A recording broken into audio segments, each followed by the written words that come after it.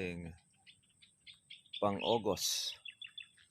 Good morning po sa inyo mga trivia, magandang araw. Ito at medyo masungit po ang ating panahon. Umulan po kagabi at yung madaling araw. Siguro ito bunsod po ng habagat na nagpapaulan po sa buong Luzon, sa Metro Manila, pati na rin po dito mga farmers po sa atin sa Nueva Ecija. Ngayon yung po ang ating farm ay atin po siyang pinasyalan dahil nakatutok po ang ating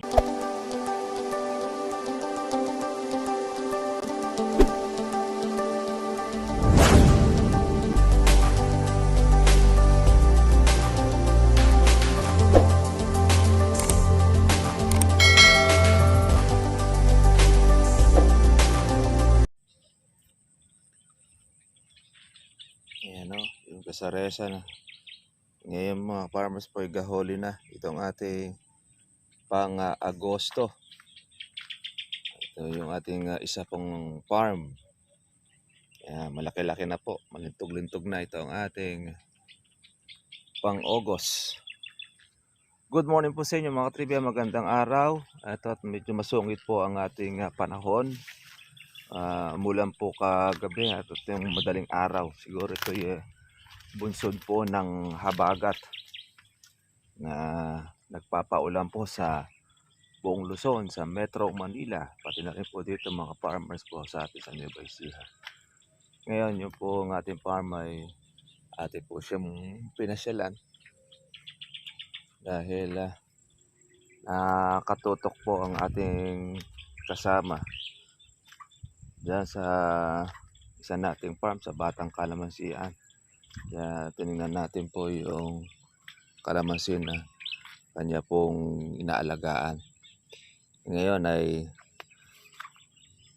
kailangan na rin na magtanggal din ng baging dahil marami na rin siyang baging po nakakulapol sa ating kalamansi. Yung nakaraan na in-spray po ng ilang spray, malalaki na, gahuli na.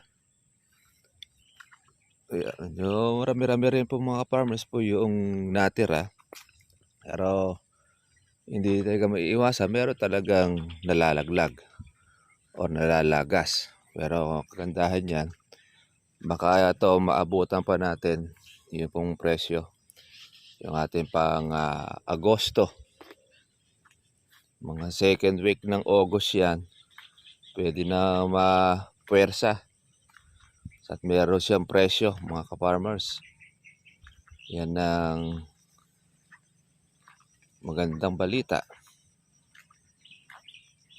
Ayan, inang po ngayon dahil tuloy-tuloy po yung pagtaas po ng presyo ng kalamansi natin. Kahapon sa Kabanatuan ay naging 2-3. Yun daw mga magaganda o yung mga malalaking kalamansi, nag-aagawan po ang mga mamimili sa kalamansi. Swerte po noong nakapagbenta na yung kahapon. Diyan po kasi mga farmers po sa Kabanatuan, sa Sangitan, hindi naman kasi permis po ang presyo po dyan. Kapag wala pong dumating na kalamansi, mahal ang presyo. Pero pagka dumating naman po ang maraming kalamansi, bumababa ang presyo. Parang mga gulay. Kaya nakadepende pa rin po yan doon sa demand o dating. Kaya kung halimbawa, magdadala ka doon, sa palarang ka. Pagka wala pong dumating na kalamansi o marami, singit ka. Pero pagka halimbawa, maraming dumating na kalamansi, silat ka. Ganyan po sa amin sa Sangitan. Mas maganda na rin, meron ka na talagang tiyak na kausap. Yung kausap mo, kung ano yung mapagkasunduan na presyo, doon kayo babayaran. Kahit sa palagay natin na medyo mababa, pero at least, alam mo na kung ano po ang iyong kita. Alam mo na kung paano mo siya mga ka-farmers na makapagpapaupa ka sa mga tagapitas.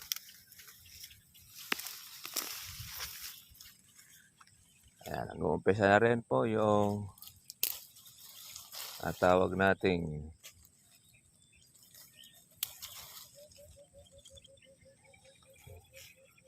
yung naluluto or punggus dahil nag-uulan tapos umaaraw.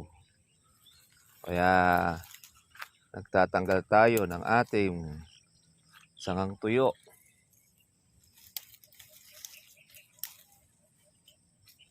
Ito ang ating pinaka-proning sa ating kalamansi pag-aalis ng ating sangang tuyo tsaka po ng punggus at tsaka ng baging. Yan, kaya shout out sa ating mga katribya. Maganda po ang naging resulta na bagyo, pero sa iba talagang bumabaha. Buti na lang po at hindi naglandfall sa atin. Dahil kung yun po mga ka-farmers ay naglandfall, ako ay marami-raming mapipinsala. Marami po ang babahain. Nakatapak tayo na may langgam.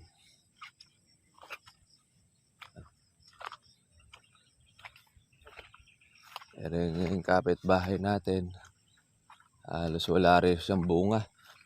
Meron siya yung mga maliliit, yung gamais. Yan. Pang na yan. October. Tayo ay papaano makasingit. Kaya kalamansi natin medyo marami-rami na rin po palang pulutin. Dahil magbabalat chiko na kalamansi, kaya marami po nagiging reject. Dahil doon sa edit ng panahon. Tapos uulan. Yan.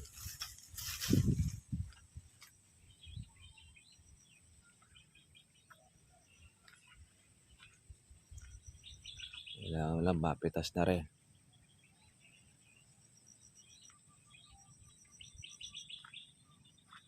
Pulo-pulo lang din mga farmers po yung bunga ng ating kalamansi. Kaya mayroong maglalagas at maglalagas talaga. Baka sakali, ang buwan ng Agosto, baka sakali, libo pa rin ang presyo. At swerte. Kung bumaba po doon sa libo, swerte pa rin. Dahil konting spray na lang din naman tayo nung nagulanan na. Kaya yung bunga pa po mga farmers po yun ng ating alaga at saka ng patubig. Ang talagang kabagsakan ng presyo ay ang buwan po ng Setyembre. Laging permis talaga yun. Halos yung kalahatian ng August tsaka yung buong buwan ng September, halos nagpuputik po ang presyo. Mababa. Maglalaro sa 600, magneto ka lang ng 500, ayos na. Maganda-ganda na po ang kikitain mo doon dahil wala ka namang maraming gastos. Itong kabila, kung makakatsempo ito ng presyo, hindi pa po napipitas. Dahil tumitinag ang kalamansi. Kaya lang, pagdating dito sa gilid, nababawasan na. Syempre, kalaban mo dyan talaga kawatan. Yan po ang isa sa matinik. Mabagsik po sa insekto yun. Yung mga maiitim ang ulo. Yan po ang mga bagay na kung saan pag nalingat ka, lilimasin ang iyong kalamansi. Ang gaya rin sa gilid na ito. Nangaunti ang kanyang bunga sa madalit salita. Uunti-untiin yan ng mga kulokoy. Ito pwede na itong pitasin, balintog na. Yan, ito'y kasabayan po noong ating batang kalamansi. Iba na talaga po ang hatak pagka po bata. talagang malalaki bunga tsaka malintog. Pero ito halos malintog na rin ito.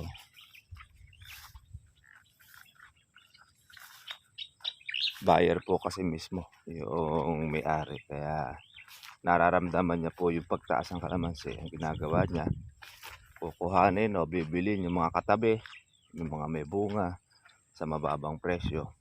Tapos kapag wala na siyang maitinda, tsaka ngayon titirahin ang kanyang kalamansi. Madalit salita, maganda kita po ng buyer kung magtutuloy-tuloy po yung taas ng presyo. Pero kung bababa ang presyo ng kalamansi, yari naman siya kasi napitas na yung kanyang mga kabila, yung kanyang katabi, at nawala na po yung paghihidog, na reject, na yung sa kanya inabutan. Kaya ganon. Kaya po yung mga biyahero, ang may-ari ng kalamansian, talagang sapalaran din.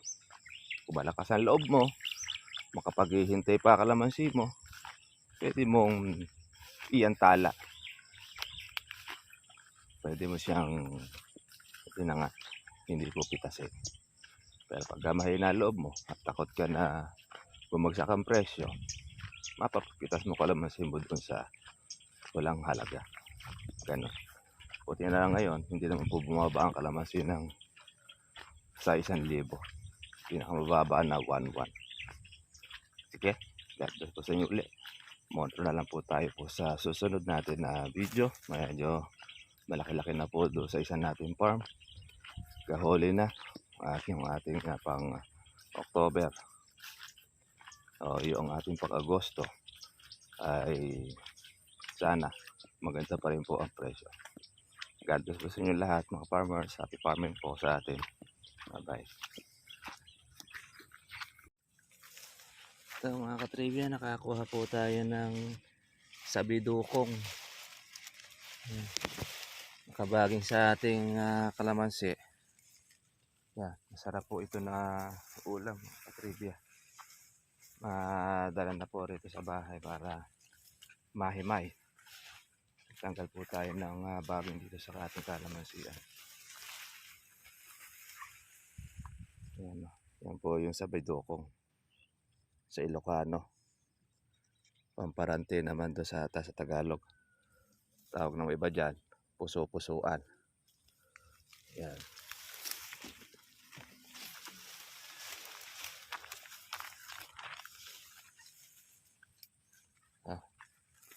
Pasok natin sa kalamansian mababasa at mababasa tayo dahil basa at ulan. Maganda naman po yung pagkapatay po ng damo.